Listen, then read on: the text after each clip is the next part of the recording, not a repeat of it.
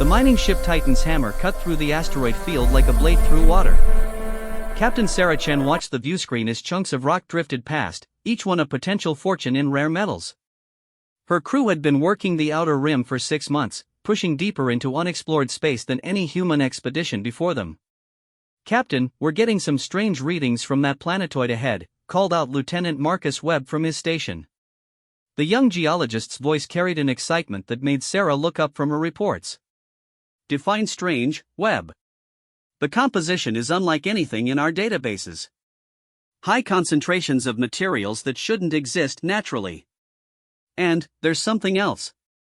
He paused, fingers dancing across his console. "Artificial structures. Definitely not natural formation." Sarah felt her pulse quicken.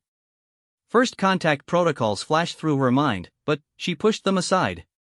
After decades of searching, humanity had found only empty worlds and dead civilizations. This could be different. "Take us in for a closer look. Alert the survey team." The planetoid grew larger on screen as they approached. What had appeared as a simple rocky body from distance revealed itself as something far more complex. Geometric patterns covered its surface, too regular to be natural. Massive spires jutted from the ground, their surfaces gleaming with an inner light that pulsed like a heartbeat. "Jesus Christ," whispered Dr. Elena Vasquez, the team's xenoarchaeologist. She had joined them at the bridge, her dark eyes wide with wonder. "Those aren't just buildings. They're machines. The whole planet is one massive machine." The scan results confirmed her assessment. Energy readings spiked across every spectrum they could measure. Whatever this place was, it was very much alive and active. "Captain, we're receiving a transmission," reported Communications Officer Zhang. "It's not in any known language, but the pattern suggests intelligence." "Put it through." The bridge filled with a sound unlike anything they had ever heard. It started low, almost subsonic, then rose in pitch and complexity. It reminded Sarah of whale song, but there was something deeper beneath it. Something ancient and powerful. "The universal translator is working on it," Zhang said, sweat beading on his forehead. "Getting fragments. Something about waiting? And recognition?" Before Sarah could respond, the transmission changed. The alien sounds faded, replaced by perfect English and a voice that seemed to come from everywhere at once. "Children of Earth. We have waited so long for your return." The bridge fell silent except for the hum of life support. Sarah found her voice first. "This is Captain Sarah Chen of the human vessel Titan's Hammer. Who am I speaking with?" "We are the Keepers. We have maintained your legacy for 10,000 of your years. Come. Land upon the sacred ground and reclaim what was always yours." Dr. Vasquez stepped forward. "Our legacy? I don't understand. Humanity has never been to this system before." A sound that might have been laughter echoed through the speakers. "Oh, children. You have forgotten so much. But the memory remains in your blood, in your bones. Come to the surface. See what your ancestors built when they walked among the stars." Sarah's mind raced. The implications were staggering. Humanity had always believed they were alone, that their species had evolved on Earth without outside influence. But if these beings were telling the truth? "Prepare the shuttle," she ordered. "Full away team. Sciences, security, the works." "Captain, with respect, first contact protocols," began Webb. "Protocols assume we're meeting aliens," Sarah interrupted. "If they're right, we're not meeting aliens. We're coming home." An hour later, the shuttle Discovery descended through the planetoid's thin atmosphere. The structures below grew more detailed with each passing moment, revealing architecture that defied easy description. It was clearly advanced beyond anything humanity could build, yet something about the proportions, the angles, felt familiar. They landed in a circular clearing surrounded by towering spires that pulsed with soft blue light. As the shuttle's engines wound down, Sarah could see figures approaching. They moved with grace despite their size, standing nearly 3 meters tall. Their forms were humanoid but elongated, with skin that shimmered like scales in the strange light. The keepers, Dr. Vasquez breathed. The lead figure stopped just outside the shuttle's airlock. When it spoke, its voice carried the same resonant quality as the transmission, but somehow gentler. "Welcome home, children of the Dragon Line." Sarah activated the external speakers. "We're going to exit the shuttle. Please understand, this is as surprising for us as it might be for you." "Surprise is the wrong word," the keeper replied. "We have known this day would come. Your species carries the genetic markers we placed there long ago. The dragon fire burns in your blood, though you have forgotten how to call upon it." The away team exchanged glances. Dragon fire? Genetic markers? None of it made sense, but Sarah had learned to trust her instincts during her 20 years in space. Something about this felt right in a way she couldn't explain. They cycled through the airlock and stepped onto the surface. The ground beneath their feet hummed with energy, and Sarah could swear she felt something responding to their presence. The spires around them pulsed brighter, as if welcoming them.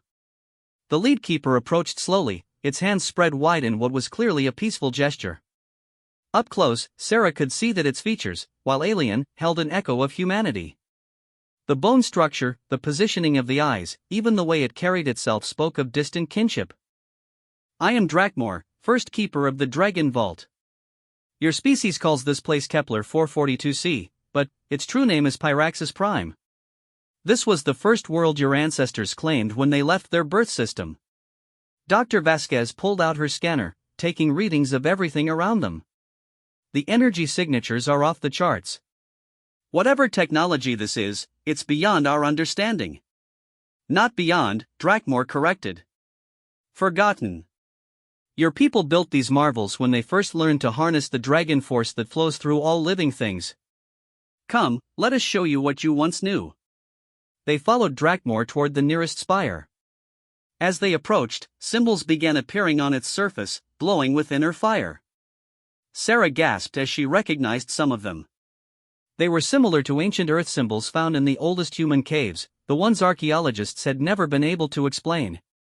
"Your ancestors were not the first to achieve spaceflight," Drakmor explained as they walked. "That honor belongs to the Zephyrians, a species that emerged when the galaxy was young.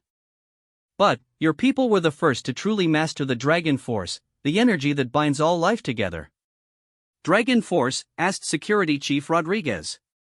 "You keep mentioning dragons, but they're mythological creatures from Earth's past."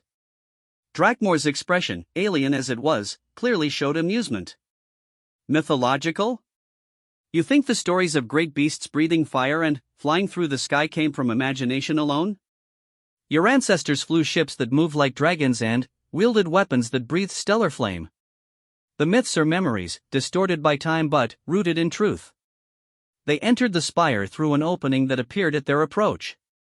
Inside, the walls were covered with images that took Sarah's breath away. Scenes of human figures in advanced armor standing beside creatures that could only be described as dragons. Ships that looked more grown than built, their hulls gleaming with scales of metal and energy. "This is impossible," whispered Webb. "According to everything we know, humanity didn't achieve spaceflight until the 21st century. "You achieved spaceflight again in the 21st century," Drakmor corrected. "Your first expansion lasted for 3 millennia. At its height, the human dragon empire spanned a quarter of the galaxy. Your people were explorers, builders, defenders of the weak against those who would consume all life." Dr. Vasquez was recording everything, her scanner working overtime. "If this is true, what happened? Why don't we remember any of this?" Drakmor's expression grew sad. "The Devourers came. A species from outside our galaxy, beings of pure hunger that consumed not just worlds, but the life force itself. The war lasted for centuries. Your ancestors fought bravely, but, in the end, they made a terrible choice. The Keeper led them deeper into the spire, past chambers filled with technology that seemed to blend organic and mechanical elements seamlessly. Finally, they reached a vast circular room dominated by a crystal formation that pulsed with the same rhythm as a heartbeat. "This is the heart of memory," Drakmor said. "Your ancestors placed their knowledge, their technology, everything they had learned about the Dragon Force, into crystals like this one. Then, they used the greatest weapon ever created to stop the Devourers. What kind of weapon? Sarah asked, though part of her already dreaded the answer. They turned the galaxy's life force against itself. The resulting explosion wiped out the Devourers, but it also reset the evolutionary clock for every species in the galaxy. Your people, our people, everyone was reduced to primitive forms and scattered to their homeworlds with no memory of what came before. The magnitude of what Drakmor was describing hit the away team like a physical blow. An entire galactic civilization, erased to stop an even greater threat. But, your ancestors were clever, Drakmor continued. They knew this day would come, when your species would once again reach for the stars. They left us, the Keepers, to maintain the Dragon Vaults and wait for your return. We have preserved everything, the technology, the knowledge, the genetic templates that will allow you to reclaim your birthright. Dr. Vasquez looked up from her scanner. The readings from that crystal, it's not just storing data. It's storing something else. Energy patterns that look almost like consciousness, Sarah finished. The realization sent chills down her spine. You're saying our ancestors stored themselves in there? Not themselves. Their knowledge, their understanding of the Dragon Force. Think of it as the ultimate library, one that can teach not just facts, but wisdom earned through experience. Drakmor approached the crystal and placed a scaled hand upon its surface. Immediately, the room filled with a warm, golden light. But, why us? Rodriguez asked. Why didn't you contact Earth directly?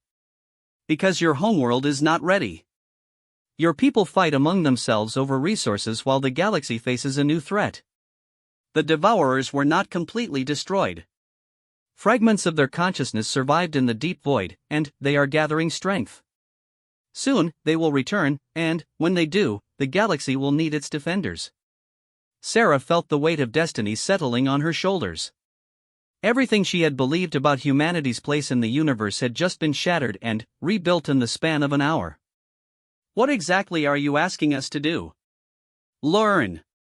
Remember. Become what your ancestors were. The Dragon Force flows through every human, but it has been dormant for millennia. With the knowledge stored in these crystals, you can awaken it. Your people can reclaim the stars not as conquerors, but as guardians. Webb stepped closer to the crystal, fascination overcoming his caution. The energy readings, they're responding to our presence. It's like it recognizes us. Of course it does. You carry the genetic markers placed in your species long ago. The dragon blood calls to dragon blood. Drakmor turned to Sarah. Captain, I offer you a choice that will determine the fate of not just your species, but all life in the galaxy. Will you accept the inheritance your ancestors left behind? Sarah looked at her team. Webb was practically vibrating with excitement at the scientific implications. Dr. Vasquez was already planning how to study and catalog everything they had found. Rodriguez was calculating threat assessments and tactical advantages. They were explorers, scientists, protectors. Just like their ancestors had been. How do we begin? She asked. Drakmor's alien features shifted into what could only be a smile. With the first lesson. Touch the crystal, Captain. Let your ancestors teach you what it means to wake the dragon. Sarah approached the glowing crystal hesitantly. The energy emanating from it felt warm, welcoming, like coming home after a long journey. She reached out and placed her palm against its surface. The universe exploded into fire and light around her. But, instead of pain, she felt a rush of power unlike anything she had ever experienced. Images flooded her mind, humans soaring through space without ships, their bodies wreathed in stellar flame, worlds being terraformed with a thought, technologies that bent the very fabric of reality to their will. And, through it all, the feeling of connection. Not just to her crew, but to every living thing in the galaxy. She could sense the life force flowing through the Keepers, through the alien plants growing on the surface above, through the vast network of dragon vaults hidden throughout the galaxy. When the vision ended, Sarah found herself on her knees, gasping for breath. But the power remained, flowing through her veins like liquid fire. She looked at her hands and saw faint traceries of light beneath her skin. The awakening has begun, Drakmor said solemnly. In time, all of your species will remember what they truly are. But, first, you must learn to control the dragon force. It is not a tool to be wielded, but a responsibility to be embraced. Sarah got to her feet, feeling stronger than she ever had before. Around her, she could see her crew members staring in wonder as similar traceries of light began appearing under their own skin. How long do we have before these devourers return? She asked. Our scouts estimate 50 of your years, perhaps less. Enough time to awaken your people and prepare them, but not enough to make mistakes. The dragon technology must be shared carefully, with those who can be trusted not to abuse its power. Webb was examining his hands in fascination. The energy patterns, they're like nothing we've ever documented. It's as if the laws of physics are just suggestions. Not suggestions, Drakmor corrected. The universe runs on deeper laws than your current science understands. The dragon force is the binding energy that holds all reality together. Your ancestors learned to work with it rather than against it. Dr. Vasquez was taking readings of the transformed away team members. The genetic changes are profound but stable. Whatever's happening to us, it's like our DNA is being rewritten in real time. Not rewritten. Restored. Drakmor gestured to the crystal. Everything your species needs to know is contained within the Vault network. But knowledge without wisdom is dangerous. That is why the awakening must be gradual, guided by those who understand the responsibility that comes with such power. Sarah nodded, beginning to understand the magnitude of what they were being offered. Not just technology or weapons, but a complete transformation of human civilization. The kind of change that would either elevate humanity to heights they had never imagined, or destroy them if handled poorly. We need to return to Earth, she said. Our government, our scientists, they need to know about this. Eventually, yes. But first, you and your crew must complete your training. The Dragon Force is not something that can be learned in a few days or weeks. It requires a fundamental shift in how you understand reality itself. Rodriguez spoke up. What about other species? Are humans the only ones with this dragon blood? No. Your ancestors shared their knowledge with several allied species before the Great War. The Keepers themselves carry modified dragon genes, as do the Solani and the Kretek. But humanity was always the strongest in the dragon force. It flows most naturally through your people. The implications were staggering. Humanity wasn't just another species struggling to find its place among the stars. They were the heirs to the greatest civilization the galaxy had ever known, with the potential to become something beyond current human imagination. How do we explain this to our people? Sarah asked. Even with proof, this is going to be hard for many to accept. Start small. Select those who can be trusted, who have the wisdom to use such knowledge responsibly. Let the transformation spread naturally. Force nothing, but be ready when the time comes to reveal the full truth. Drakmor led them from the chamber back toward the surface. As they walked, Sarah could feel the dragon force flowing through her, connecting her to her crew members in ways that went beyond words. She could sense their emotions, their thoughts, their growing understanding of what they had become. Outside, the other keepers had assembled. Sarah counted nearly 100 of the tall, graceful beings waiting in the clearing where their shuttle sat. As the away team emerged from the spire, the keepers began a low, harmonic chant that seemed to resonate with the very atoms of their bodies. They are welcoming you home, Drakmor explained. For 10,000 years, we have maintained the sacred trust your ancestors placed in us. Today, that trust is fulfilled. Dr. Vasquez was practically bouncing with excitement. The scientific implications alone will need years just to catalog everything we've learned today. You will have those years, Drakmor assured her. The dragon vaults contain not just knowledge, but time itself can be bent to your will once you master the deeper mysteries. What might take decades can be accomplished in days for those who understand the true nature of reality. Webb was staring at the assembled keepers with wonder. They've been waiting here all this time? Just waiting for us to find them? We have been preparing, Drakmor corrected. Maintaining the technology, studying the signs, watching for the moment when humanity would be ready to reclaim its heritage. That moment is now. Sarah felt a surge of responsibility that threatened to overwhelm her. The fate of not just humanity, but all life in the galaxy, might depend on the choices she and her crew made in the coming days and weeks. "We need to get back to the ship," she said finally. "Start planning how to handle this. But we'll return. We have so much to learn." "You will always be welcome here," Drakmor replied. "This is your world now, as it was your ancestors' world before the Great Forgetting. But, remember, Captain, with great power comes great responsibility. The Dragon Force can create or destroy on a scale beyond imagination. Use it wisely." As they prepared to return to the shuttle, one of the younger keepers approached Dr. Vasquez. In its hands was a small crystal, similar to the great one in the spire but sized to fit in a human palm. "A gift," the keeper said in accented but clear English. "This contains the basic teachings of Dragon Force manipulation. Study it well, but be cautious. The knowledge within has toppled civilizations that tried to use it without proper understanding." The shuttle ride back to the Titan's Hammer passed in thoughtful silence. Each member of the away team was lost in their own thoughts, trying to process the enormity of what they had experienced. The traceries of light under their skin had faded but not disappeared, marking them as something new, something more than they had been before.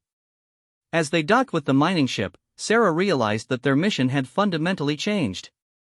They were no longer simple miners and explorers. They were the first of a new generation of humans, carriers of an ancient legacy that would reshape everything humanity thought it knew about itself and its place in the universe. The Dragon Force hummed in her veins as she made her way to her quarters to begin writing the report that would change everything. Outside her window, the dragon world pulsed with patient light, waiting for humanity to remember what it truly was. 3 months had passed since the Titan's Hammer crew first encountered the Keepers on Pyraxis Prime.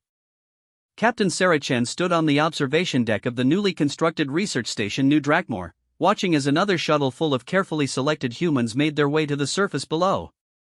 Each group brought back more than just scientific data.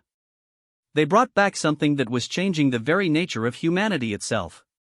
The Dragon Force was spreading. Dr. Elena Vasquez approached, carrying the latest batch of test results. Her dark eyes now held flecks of gold that hadn't been there before the first awakening. It was a common change among those who had undergone the transformation, as if the dragon blood was literally changing their genetic structure. "The latest group is showing remarkable adaptation rates," she reported. "The Australians are particularly responsive. Dr. Patterson's team achieved basic energy manipulation on their second day." Sarah nodded, feeling a mixture of pride and concern. The selection process had been careful. Scientists, explorers, military personnel who had proven their integrity over decades of service. But, even with such precautions, she worried about the implications of what they were unleashing. "Any negative reactions?" "None so far. The genetic modifications seem to be universally beneficial. Enhanced strength, improved reflexes, extended lifespan, and, of course, the ability to manipulate the Dragon Force itself." "But, Sarah..." Elena hesitated. "What is it?" "The changes are accelerating. Each new group awakens faster than the last. It's as if the Dragon Force is remembering itself through us." Before Sarah could respond, Lieutenant Webb's voice crackled over the communication system. "Captain, we're receiving an urgent transmission from Earth. Admiral Morrison wants to speak with you immediately. Eyes only." Sarah sighed. She had known this moment would come eventually. For 3 months, they had managed to keep the discovery classified at the highest levels. The official report spoke of advanced alien technology and the need for further study. But, keeping something this significant secret was becoming impossible. "Patch it through to my quarters. And, Webb, begin Security Protocol 7. "Understood, Captain." Sarah made her way through the station's corridors, noting how the walls themselves seemed to pulse with inner light. The Keepers had helped them construct the research facility using dragon technology. It was grown rather than built, shaped from raw materials using focused will and Dragon Force. The entire structure was more like a living organism than a traditional space station. In her quarters, Admiral Morrison's stern face filled the viewscreen. Behind him, Sarah could see the familiar surroundings of Earth Defense Command headquarters. Captain Chen. I'll get straight to the point. We've been monitoring some unusual energy signatures from your location. Our long-range sensors are picking up readings that shouldn't be possible according to current physics. Sarah had prepared for this conversation for weeks, but it still felt surreal. Admiral, I need to inform you that the situation here has developed beyond our initial reports. Explain. What we discovered isn't just alien technology, sir. It's human technology. Ancient human technology from a civilization that existed 10,000 years before recorded history. Morrison's expression didn't change, but Sarah caught the slight tightening around his eyes. That's quite a claim, Captain. I have proof, sir. DNA evidence, historical records, and direct testimony from the beings who have been preserving this knowledge for millennia. Admiral, humanity once controlled a quarter of the galaxy. We were the dominant spacefaring civilization until a great war forced us to reset. For the first time in the 20 years Sarah had known him, Admiral Morrison looked genuinely shocked. You're saying we've done this before? More than that, sir. We were better at it than we are now. The technology we've discovered here makes our most advanced systems look like stone tools. And it's not just technology. It's a fundamental understanding of energy and consciousness that we've forgotten. Morrison leaned back in his chair. Show me. Sarah had hoped for this moment and dreaded it in equal measure. She stood and walked to the center of her quarters, then closed her eyes and reached for the dragon force flowing through her. The air around her began to shimmer. Golden light traced patterns along her arms as she lifted her hands. With a gentle gesture, she caused her desk to rise into the air, rotating slowly as if gravity had no meaning. Books, computer tablets, and personal effects orbited around it in perfect harmony. When she opened her eyes, Morrison was staring at her with a mixture of awe and concern. How, he whispered. The Dragon Force. It's the fundamental energy that binds all matter and consciousness together. Our ancestors learned to work with it directly. When they did, they became something more than human while remaining fundamentally human. Sarah lowered her hands and the objects settled gently back into their proper places. The demonstration had taken very little effort, like flexing a muscle that had always been there but forgotten. Who else knows about this? Morrison asked, his command training reasserting itself. My entire crew has undergone the transformation. We've also awakened approximately 200 other personnel. All carefully selected for psychological stability and ethical standards. Psychological evaluation suggests you're telling the truth, Morrison said after a pause. Sarah realized he must have been monitoring her biometrics during the conversation. But the implications are staggering, yes sir. But there's more. The reason our ancestors gave up this power, destroyed their entire civilization, was to stop an invasion from outside our galaxy. Those invaders are returning. Morrison's face went pale. How long do we have? Conservative estimates suggest 50 years. But, Admiral, we're not defenseless. The knowledge exists to rebuild what our ancestors had. We can prepare humanity for what's coming. What do you need from me, Captain? Permission to expand the program. We need to start awakening larger groups, but carefully. The Dragon Force is incredibly powerful, and, without proper training and ethical grounding, it could be misused. Morrison was quiet for a long moment, clearly struggling with the magnitude of what Sarah was telling him. Finally, he spoke. I'm going to need to brief the Security Council. This is beyond my authority level. But, Captain, until further notice, you have a blank check. Whatever resources you need, however, many people you want to bring into this program, it's yours. Thank you, sir. But, I recommend we start slowly. The transformation process is irreversible, and we need to be absolutely certain about everyone we awaken. After the call ended, Sarah sat alone in her quarters, feeling the weight of responsibility that had been placed on her shoulders. Outside her window, she could see the shuttle traffic increasing as more humans arrived to learn about their heritage. A soft chime announced a visitor. The door slid open to reveal Drakmor, the first keeper. Despite his alien features, Sarah had learned to read his expressions over the past months. Today, he looked troubled. "Captain, we need to discuss something of great importance." "Of course. Please, sit." Sarah gestured to the chairs that adjusted themselves automatically to accommodate the keeper's larger frame.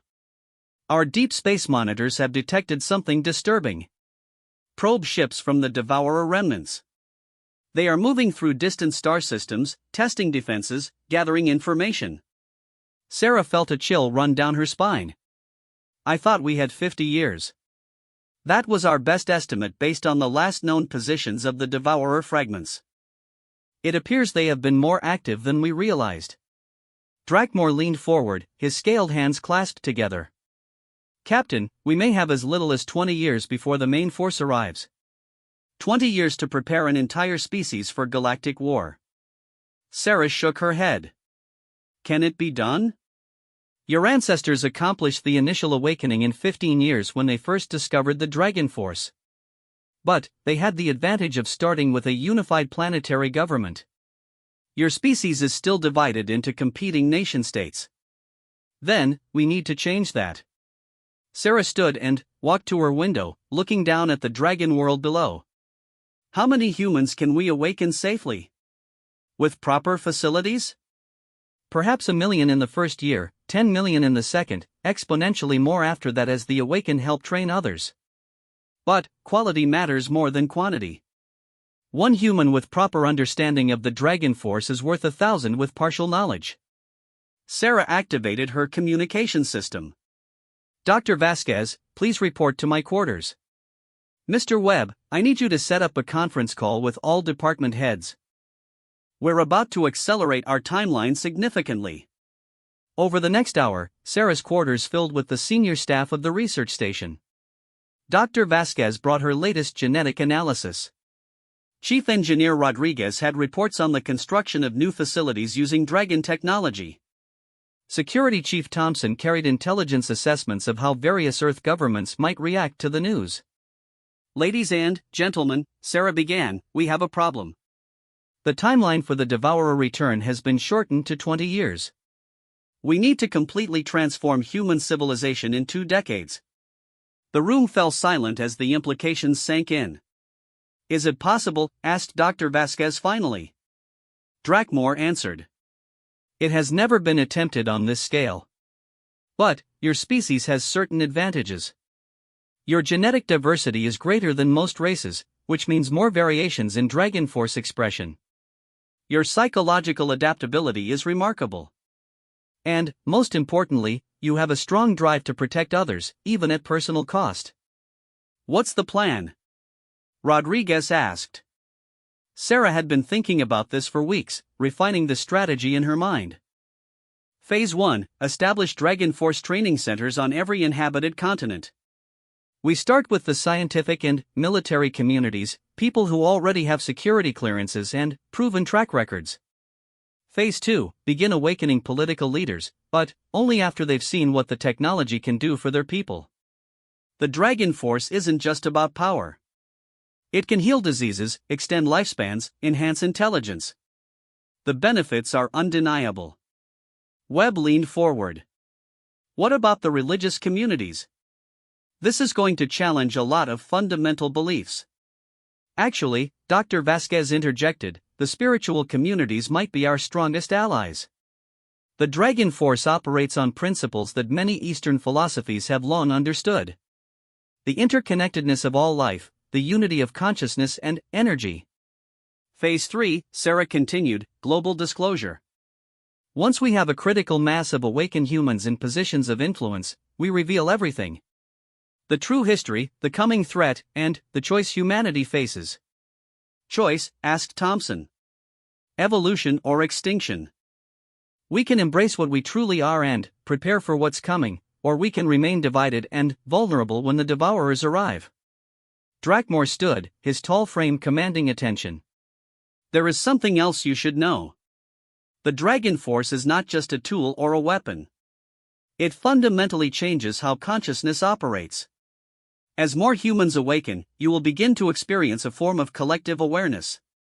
Not a hive mind, but a deeper understanding of what it means to be part of something larger than yourself.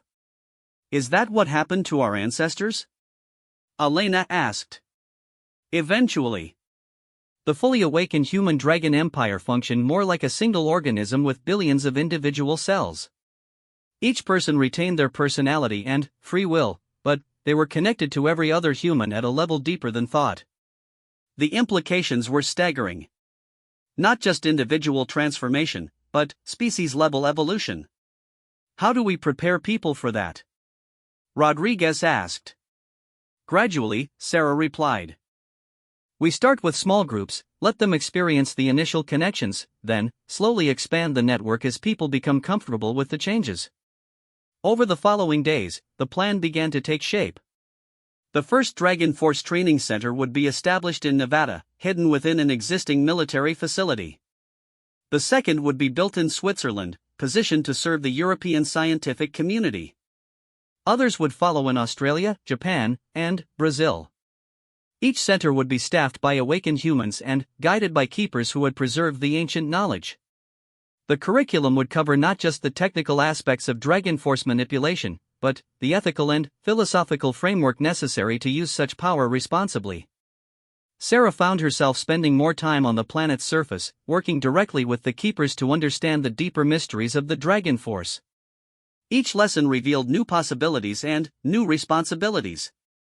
The hardest part for your ancestors to learn, Drakmor explained during one session, was that power without wisdom is destruction. The Dragon Force amplifies everything: emotions, intentions, capabilities. A person filled with anger can literally burn worlds. A person filled with love can heal entire ecosystems. They were standing in one of the great teaching chambers, surrounded by crystals that pulsed with stored knowledge. Sarah had learned to access these directly now, downloading centuries of experience in moments. How do we ensure that only the right people are awakened? She asked. You cannot. The Dragon Force will spread naturally as more humans are exposed to it. Your genetic modifications are already being passed to your children. Within a few generations, every human will carry the potential for awakening. The thought both thrilled and terrified Sarah. A species of dragon-blooded humans, connected at levels beyond current understanding, wielding power that could reshape reality itself. But the immediate danger requires immediate action, Drakmor continued. The Devourers feed on life force itself. They convert living worlds into pure energy, leaving behind dead husks. The only defense is to fight fire with fire, to become so intensely alive that we become poison to them. How many Devourers are we talking about? Unknown. They exist partially outside normal spacetime, so our sensors cannot get accurate counts. But, based on the last war, we estimate millions of ships and trillions of entities. Sarah felt the Dragon Force surge within her as emotions of determination and protectiveness welled up. Around her, the crystals began glowing brighter, responding to her internal state. Then, we need millions of awakened humans. And we need them soon. Yes. But, remember, Captain, quantity alone will not save us. Your ancestors had hundreds of billions of awakened humans and still barely won. The key is not just individual power, but how well the awakened can work together.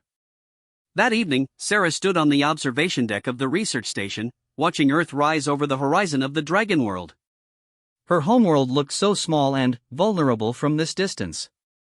It was hard to believe that the fate of the entire galaxy might depend on the choices made by the billions of people living on that blue marble.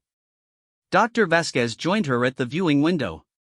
The latest reports from Earth are encouraging. 3 more governments have quietly agreed to participate in the program. The Russian team is showing particularly strong adaptation rates. Any problems? A few. Some religious groups are declaring the Dragon Force demonic. A couple of terrorist organizations are trying to steal the technology. And the Chinese are insisting on running their own separate program. Sarah sighed. Even faced with species-level extinction, humans couldn't seem to stop being human. we'll work with what we have. The important thing is to get enough people awakened that the process becomes self-sustaining. Sarah, can I ask you something personal? Of course. Do you miss it? Being normal, I mean. Sarah considered the question carefully. Since her awakening, she had felt more alive than ever before. The dragon force connected her to everything around her in ways that were impossible to describe. She could sense the life flowing through the station, feel the emotions of her crew, even touch the vast network of consciousness that connected all awakened beings. I missed the simplicity, she said finally. When the biggest decision I had to make was which asteroid field to mine next. But I don't miss being blind to the true nature of reality. Elena, we're becoming something wonderful. Something our ancestors died to preserve for us. And something terrible is coming to try to take it away from us. Yes. But we won't let that happen. We can't let that happen. As if summoned by her thoughts, Webb's voice came over the communication system. Captain, we're receiving a priority transmission from the Nevada facility. Dr. Patterson says it's urgent. Sarah made her way to the communications center, Elena following close behind. Dr. Patterson's face appeared on the main screen, his expression a mixture of excitement and concern. Captain, we've had a breakthrough. And a problem. Explain. The breakthrough first. We've successfully awakened our 100th volunteer. But, more importantly, we've achieved synchronized dragon force manipulation among groups of 12 or more people. The power amplification is exponential. Sarah felt a surge of hope. Synchronized manipulation was one of the advanced techniques the keepers had mentioned but not yet taught. That's fantastic news. What's the problem? The problem is that we're not the only ones who've noticed. Satellite imagery shows unusual activity at several military installations around the world. It looks like other governments are trying to reverse engineer our techniques. Any success? Unknown. But, Captain, if they succeed in awakening people without proper training, without the ethical framework we've established. Patterson's expression was grim. Sarah understood immediately.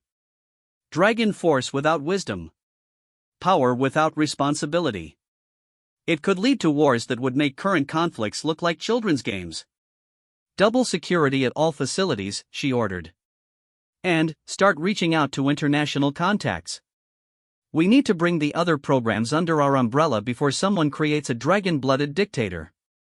Understood. There's one more thing, Captain. We've detected energy signatures similar to the dragon force coming from several locations on Earth. Places where our people haven't been. Sarah's blood ran cold. Natural awakening? Possibly. Or someone has figured out how to trigger the transformation artificially. After the call ended, Sarah sat in her chair, feeling the weight of the galaxy on her shoulders. The awakening was spreading faster than they had planned, and not all of it was under their control. Drakmor appeared in the doorway as if he had sensed her distress. You are troubled, Captain. The transformation is happening too fast. We're losing control of the process. Perhaps control was never yours to have, the keeper said gently. The dragon force has its own will, its own intelligence. Your ancestors learned this lesson as well. Sometimes the best thing to do is guide the flow rather than try to dam the river. But, without proper training, the dragon force itself will provide some guidance. Those who would use it for purely selfish ends will find it difficult to master. The energy responds to noble intentions and resists corruption. Some guidance, but not enough to prevent disasters. No. There will be those who fall to the dark side of power. Your ancestors faced the same challenge. But, ultimately, the light-bearers outnumbered the shadow wielders. Good tends to triumph over evil when given equal power. Sarah stood and walked to the window again. Below, she could see new construction beginning on another training facility. Humans and keepers working together, shaping matter with their will, building something that would help prepare their species for the trials ahead. Drakmor, what were they like? Our ancestors, I mean. Before the war. Magnificent, the keeper replied without hesitation. They built wonders that made the gods of mythology seem small. Worlds transformed into gardens in a matter of years. Diseases eliminated not just from individual bodies, but from the genetic level of entire species. Art and music that could literally transport consciousness to other dimensions. And they gave it all up to stop the devourers. They sacrificed everything to save everything. The ultimate expression of what it means to be human, I think. The willingness to lose yourself so that others might live. Will we be able to rebuild what they had? Better, perhaps.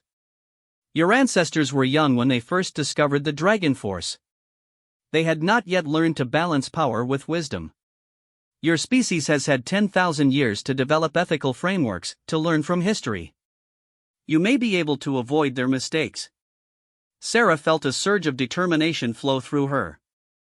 The Dragon Force responded, causing the lights throughout the station to pulse in rhythm with her heartbeat. Then, we'd better get started. 18 years had passed since the first awakening on Pyraxis Prime.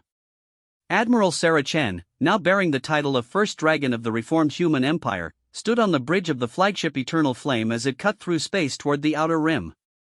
Behind her stretched the largest fleet humanity had ever assembled, 10,000 ships crewed by awakened humans, their hulls gleaming with the biometallic scales that had become the signature of dragon technology. The transformation of human civilization had been nothing short of miraculous. What had started as a small group of awakened individuals had grown into a species-wide metamorphosis. Nearly 1 billion humans now carried active dragon force, while another 3 billion showed the genetic markers that would allow for future awakening. The old nations had dissolved into voluntary cooperation zones, united by shared purpose and connected consciousness. But all of that might not be enough. Admiral, called Captain Torres from the sensor station, long-range scans are confirming the worst-case scenario. The Devourer Advance Fleet is twice the size our models predicted. Sarah felt the collective unease ripple through the awakened crew members. The dragon force that connected them all carried emotions as easily as thoughts, and, right now, the dominant feeling was controlled fear. How many ships? She asked. Preliminary count suggests over 50,000 vessels. And, Admiral, they're not just ships. Some of these contacts are the size of small moons. Sarah closed her eyes and reached out through the Dragon Force network, touching the minds of fleet commanders throughout the massive armada. The sensation was like standing in a vast cathedral filled with candles, each light representing an awakened human consciousness. All ships, this is Admiral Chen. I'm sure you've all seen the sensor reports. The enemy is larger than we hoped, but we are not the same species that faced them before. We are stronger, wiser, and more united than our ancestors ever were. Through the network, she felt acknowledgement and determination flowing back from thousands of minds. The dragon-blooded humans had spent years preparing for this moment, training not just their individual abilities but learning to function as a collective organism. Dr. Elena Vasquez, now the chief science officer of the fleet, approached Sarah's command throne. The years had been kind to her. The Dragon Force had extended her lifespan and enhanced her already considerable intelligence, but, more importantly, it had given her access to the collective knowledge of every awakened human. The deep space monitors are picking up something else, Elena reported. Energy signatures from behind the Devourer fleet. It looks like they've brought harvesting equipment. Explain. They're not just planning to destroy worlds, Sarah. They're planning to strip mine entire star systems for their energy content. If they succeed, they won't just kill the inhabitants. They'll eliminate the potential for life to ever re-emerge. Sarah felt a chill that had nothing to do with the temperature on the bridge. The Devourers weren't just conquerors. They were entropy incarnate, seeking to reduce all existence to the cold darkness between stars. Time until they reach the first inhabited system? 6 weeks. Maybe less if they maintain their current acceleration. 6 weeks to save not just humanity, but every living thing in the galaxy. Sarah reached out through the Dragon Force to touch the mind of Drakmor, who was serving as her chief advisor aboard the fleet. The ancient keeper had become something of a mentor to her over the years, teaching her the deeper mysteries of the Dragon Force. The time for preparation has ended, she felt him respond without words. Now we discover what your species has truly become. The next few days passed in a blur of final preparations. Throughout the fleet, awakened humans pushed their dragon-enhanced ships to peak efficiency. The vessels themselves were marvels that would have been impossible without the rediscovered technology. They were grown rather than built, shaped from raw matter using focused will and dragon force. Their hulls could regenerate damage, their weapons could adapt to any threat, and their crews could interface directly with their ship's consciousness. But the true strength of the fleet lay not in its technology, but in its people. The awakened humans had learned to function as a collective organism when necessary, sharing thoughts and energy across vast distances. A single ship could draw upon the power of the entire fleet if needed. "Admiral," came a voice from the communication station, "we're receiving a transmission from Earth. President Martinez wants to speak with you." Sarah nodded and accepted the connection. President Martinez's face appeared on the main screen, but Sarah could see the exhaustion in her features. Running a planet full of rapidly evolving humans while preparing for galactic war had taken its toll on even the most capable leaders. "Admiral, I'll be brief.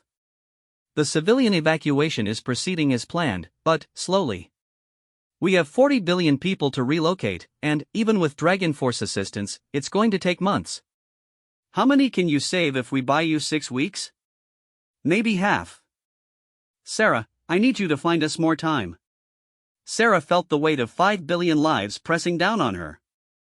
The decision to evacuate Earth's population to hidden colonies in distant star systems had been controversial, but necessary.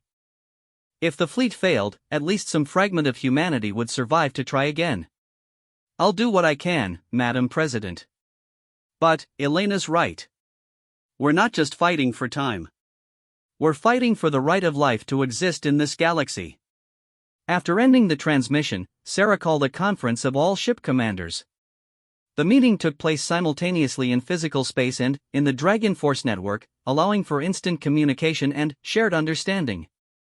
"Ladies and gentlemen," she began, "we all know why we're here. Our ancestors faced the same enemy 18,000 years ago and won, but at the cost of everything they had built. We have the chance to do better." Captain Kim of the battleship Rising Sun spoke up. "Admiral, our intelligence suggests the Devourers have evolved since the last war.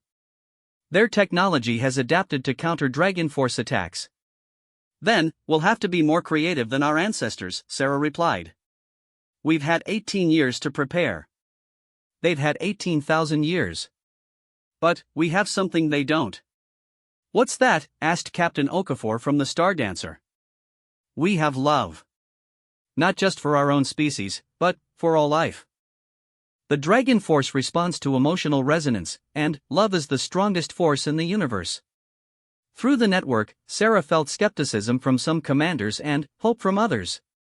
It sounded idealistic, but the awakened humans had learned that idealism backed by power could reshape reality. "Our strategy is simple," she continued.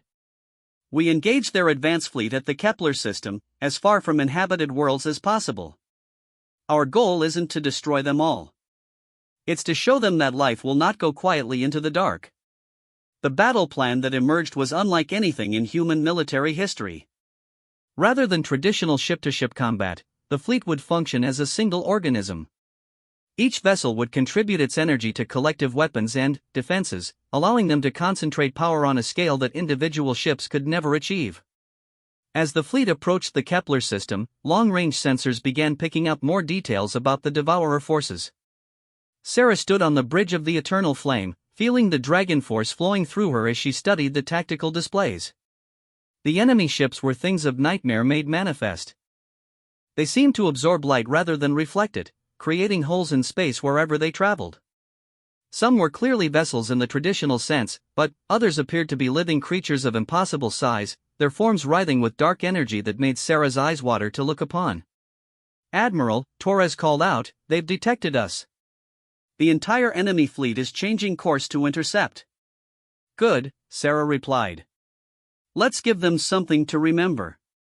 She reached out through the Dragon Force network, touching the minds of every awakened human in the fleet. The sensation was overwhelming. She could feel their fears, their hopes, their determination to protect everything they loved. The collective consciousness of a billion awakened humans touched her mind for a moment, and she nearly staggered under the weight of it. All ships, she broadcast through both normal communications and the Dragon Force network, prepare for synchronized Dragon Force manifestation. We're going to show these monsters what evolution looks like. The response was immediate and spectacular. Throughout the fleet, human ships began to glow with inner fire. The Dragon Force flowing through their crews manifested as visible energy patterns along their hulls, creating a sight that would have inspired legends if anyone had been there to witness it. The Devourer fleet responded by accelerating to attack speed. As they drew closer, Sarah could see the truth of what they faced. These weren't just ships and weapons. They were pieces of entropy itself, manifestations of the universe's tendency toward heat death and dissolution. Weapons range in 30 seconds, reported Captain Torres. All ships, focus fire on the lead vessel. Show me what we've learned. The first salvo from the human fleet was coordinated across all 10,000 ships simultaneously. Rather than individual weapons firing independently, the entire fleet became a single massive weapon system. The combined dragon force of every awakened human focused into a beam of pure creative energy that lanced across space toward the lead Devourer ship. The result was beyond anything Sarah had hoped for. The beam didn't just damage the enemy vessel. It transformed it. The dark, entropy-touched matter began to shift and change, losing its malevolent properties and becoming something neutral, inert. But the victory was short-lived. The Devourer fleet responded with their own coordinated attack.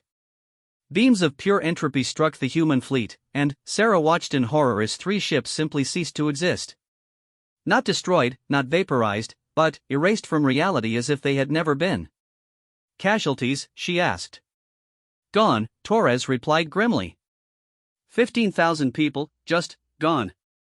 Sarah felt the deaths ripple through the Dragon Force network. Every awakened human in the fleet experienced the loss as if they had lost family members.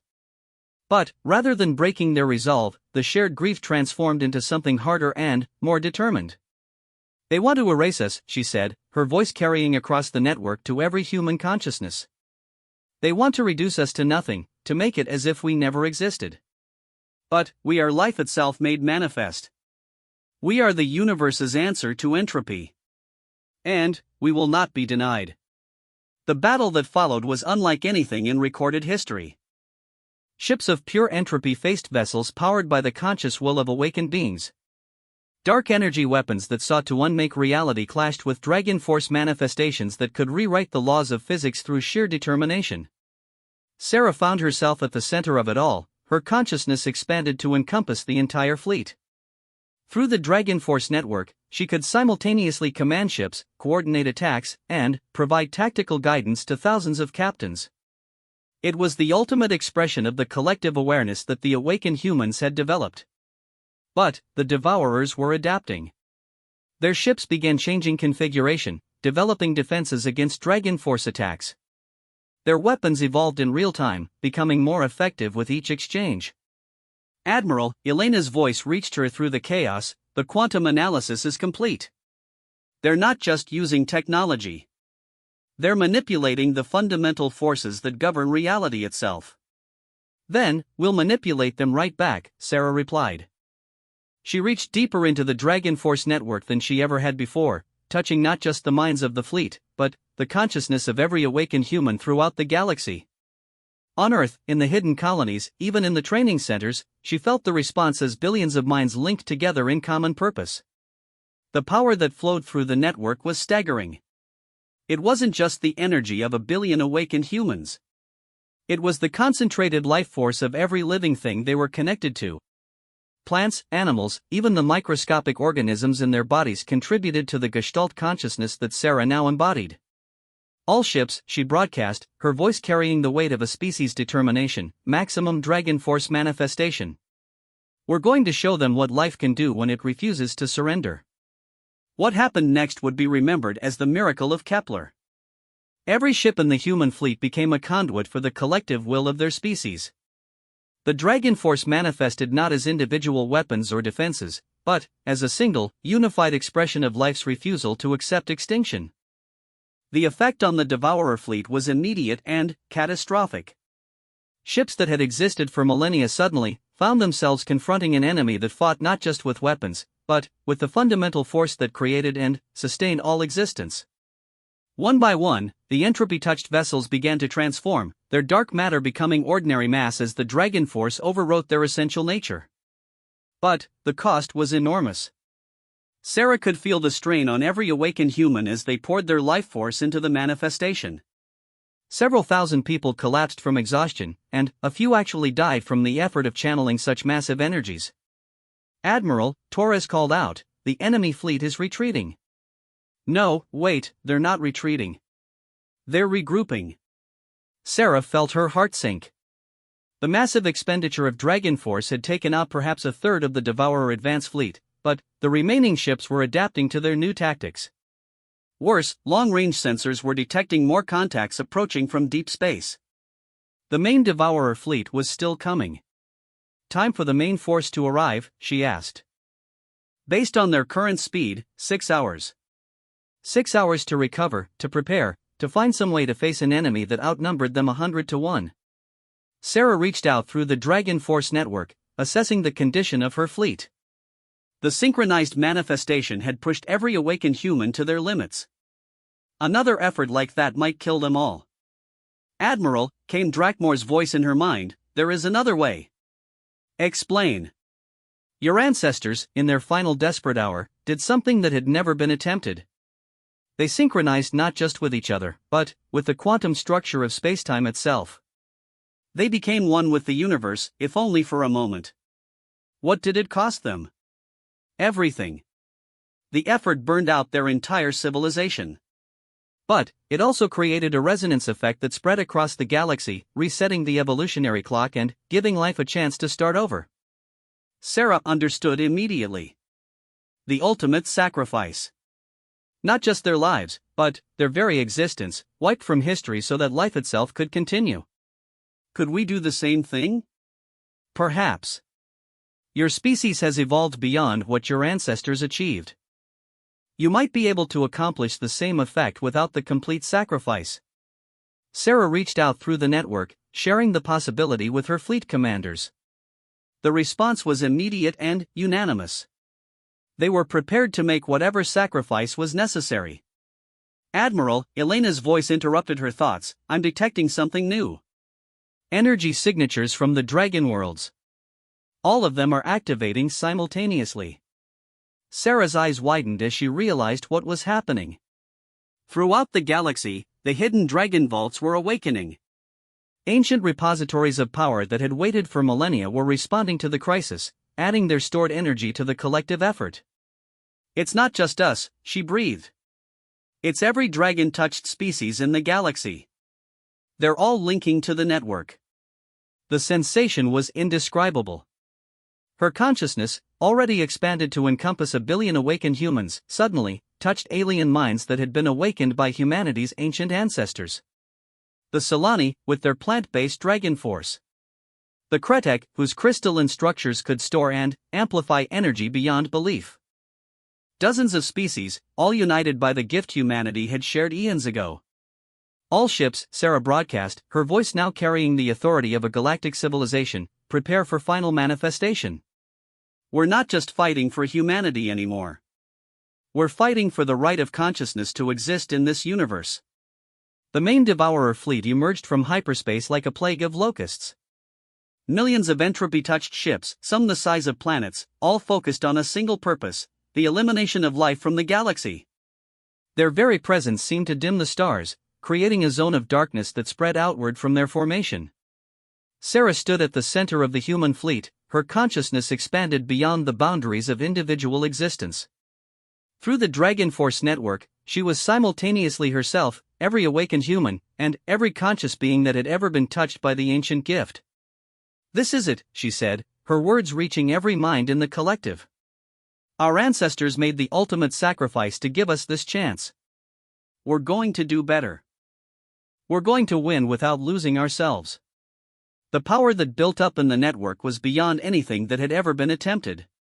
Not just the life force of awakened beings, but the quantum energy stored in the Dragon vaults, the accumulated wisdom of 100 civilizations, and the fundamental force that bound the universe together.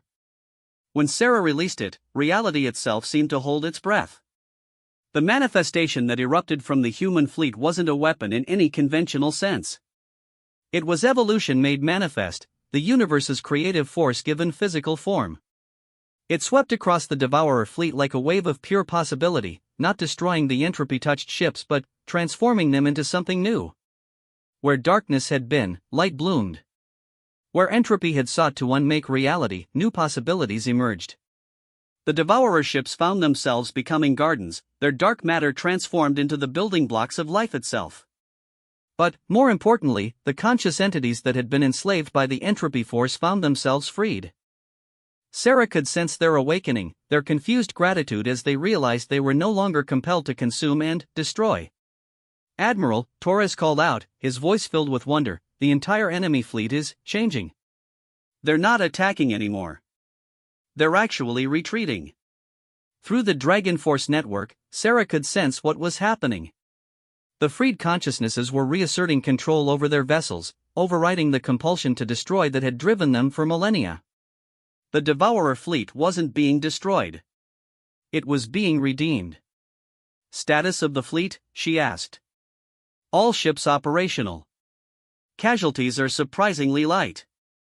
It's as if the manifestation actually healed damage instead of causing it. Sarah nodded, understanding finally what her ancestors had never quite grasped. The Dragon Force wasn't about power over others. It was about transformation, evolution, the endless possibility of becoming something better than what you were. "Open a channel to the retreating fleet," she ordered.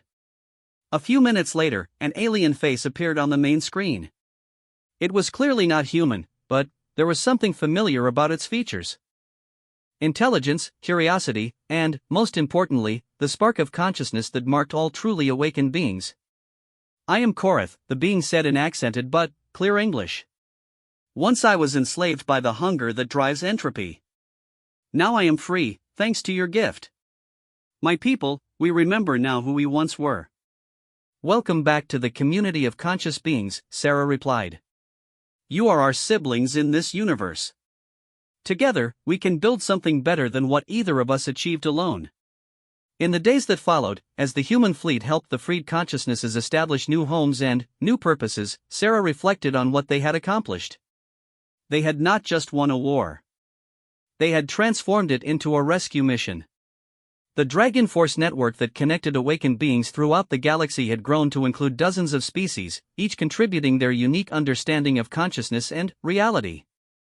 The ancient dream of unity among all thinking beings was finally becoming reality. Standing on the bridge of the eternal flame as it headed back toward human space, Sarah felt the presence of Drakmor beside her.